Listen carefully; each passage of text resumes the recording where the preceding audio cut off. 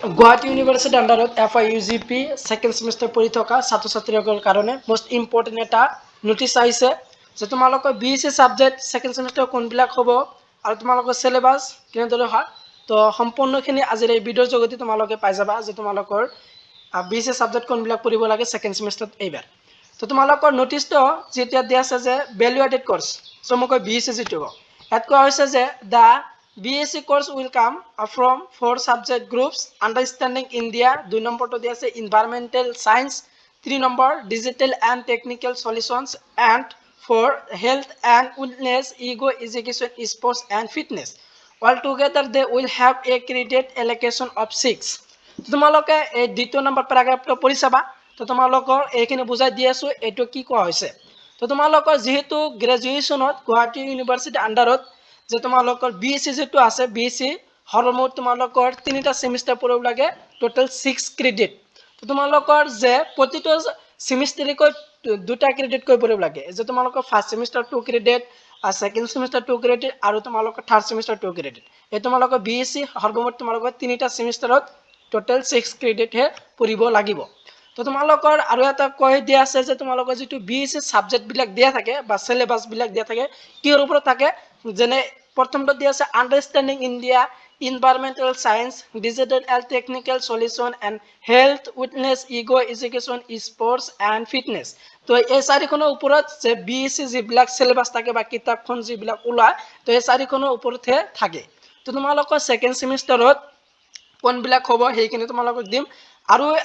ইয়াতে এটা কথা কৈ দিয়া আছে যে তোমালোকৰ যেটো 2 নম্বৰ অপচন দেখিবলৈ পাইছা এনভায়ৰনমেন্টাল সায়েন্স তো এনভায়ৰনমেন্টাল সায়েন্স তো যেটো দি আছে 2 নম্বৰৰ গ্ৰুপটোত তো হেটো সকলোৰে কম্পালসৰি হয় যিসকলে কেৱল কোৰ কোৰ্স অন এনভায়ৰনমেন্টাল সায়েন্স অথবা মেজৰ বা মাইনৰ যিসকল ছাত্ৰ ছাত্ৰী BSc এনভায়ৰনমেন্টাল সায়েন্স লৈ মেজৰ বা মাইনৰ লৈ পঢ়ি আছে তেওঁলোকৰ যেহেতু BSc সাবজেক্ট আছে তো তেওঁলোকৰ কিন্তু এনভায়ৰনমেন্টাল সায়েন্সটো কম্পালসৰি নহয় আৰু ইয়াৰ বাহিৰত যেনে এনভায়ৰনমেন্টাল সায়েন্সৰ মেজৰ বা মাইনৰৰ যিসকলে লোৱা নাই তেওঁলোকৰ কিন্তু এই 2 নম্বৰটো যেটো এনভায়ৰনমেন্টাল সায়েন্স আছে তো এইটো তোমালোকৰ 3টা সেমিষ্টাৰ ভিতৰত যিকোনো এখন সেমিষ্টাৰ তোমালোকৰ এইটো কম্পালসৰি এইটো পঢ়িব লাগিব যেহেতু ইতিমধ্যে যেনে এনভায়ৰনমেন্টাল সায়েন্সৰ ওপৰত যেনো সাবজেক্টটো কি হ'ব এনভায়ৰনমেন্টাল যেটো ষ্টাডিজ আছে তো বহুত ছাত্ৰ ছাত্ৰী যেটো ইতিমধ্যে এনভায়ৰনমেন্টাল ষ্টাডিজ ফাৰ্স্ট সেমিষ্টাৰটো কমপ্লিট কৰি আহিছে আৰু যিসকলে ইতিমধ্যে কৰা নাই তেওঁলোকৰ কিন্তু থাৰ্ড সেমিষ্টাৰ যেটো কৰিব লাগিব যি 3টা সেমিষ্টাৰ ভিতৰত এইটো কৰিবই লাগিব আৰু যি তোমালোকৰ এনভায়ৰনমেন্টাল ষ্টাডিজ সায়েন্সৰ বাহিৰত যি তিনিখন টপিক থাকিলে এই তিনিটা গ্ৰুপৰ ভিতৰত তোমালোকৰ বাকি বিলাক পঢ়িব লাগিব যি দুটা সেমিষ্টাৰ থাকে তো তোমালোকৰ যে কোনটো পঢ়ি ভাল পোৱা হেতু তোমালোকে পঢ়িবা আৰু এবাৰ সেকেন্ড সেমিষ্টাৰ কোনটো পঢ়িব লাগে সেই সাবজেক্ট খিনি চোৱা তো সেকেন্ড সেমিষ্টাৰ যেটো দিয়া আছে যে এই চাৰিটাৰ ওপৰত এই second semester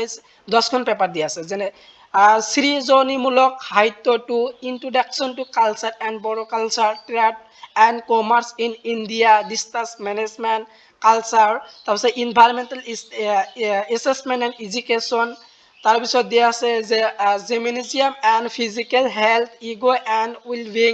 sports and health United Nation and human rights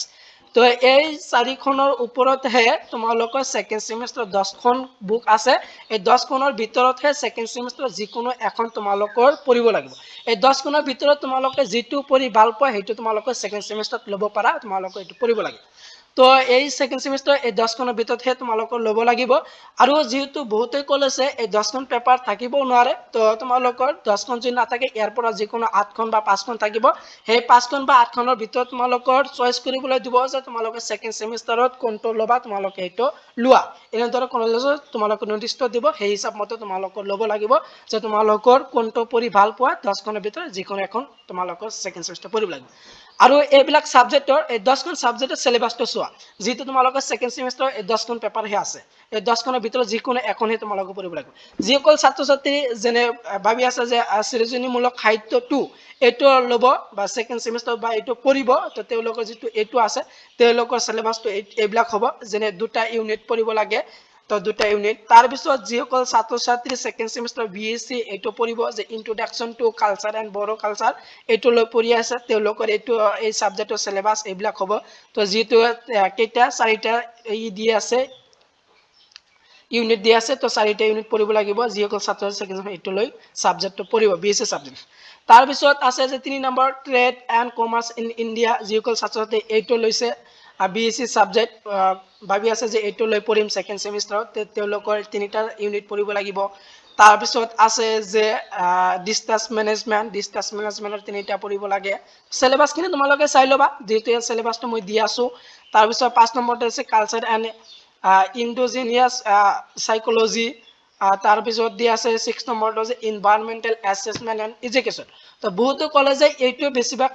যেটো পঢ়োৱা হয় যে এনভায়ৰনমেন্টাল অ্যাসেসমেন্ট এণ্ড এডুকেশন তো এই সাবজেক্টৰ সিলেবাসটো কেনেদৰে হয় আৰু ইয়াৰ ইউনিট কেইটা পঢ়িব লাগে হেতু চোৱা থিওৰি যেহেতু দিয়া আছে যে বায়োডিভাৰ্সিটি এণ্ড কনভাৰজেশন প্ৰথম ইউনিটত পঢ়িব লাগে তাৰপিছত সেকেন্ড ইউনিটত দিয়া আছে এনভায়ৰনমেন্টাল ইমফেক্ট অ্যাসেসমেন্ট 3 নম্বৰতে আছে এনভায়ৰনমেন্টাল ইথিক্স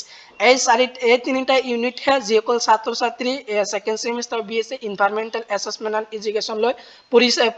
পঢ়িব বা পঢ়ি আছে তো তেওঁলোকৰ কিন্তু সিলেবাস এইবিলাক হয় তাৰ পিছত আছে সেকেন্ড সেমিষ্টাৰৰ আৰু ইয়াৰ প্ৰ্যাকটিক্যাল খিনি চাবা প্ৰ্যাকটিক্যাল যেটো দিয়া আছে তাৰ পিছত 7 নম্বৰটো দিয়া আছে যে এইটো যিসকলে পঢ়িব সেকেন্ড সেমিষ্টাৰৰ এইবিলাক আছে সিলেবাস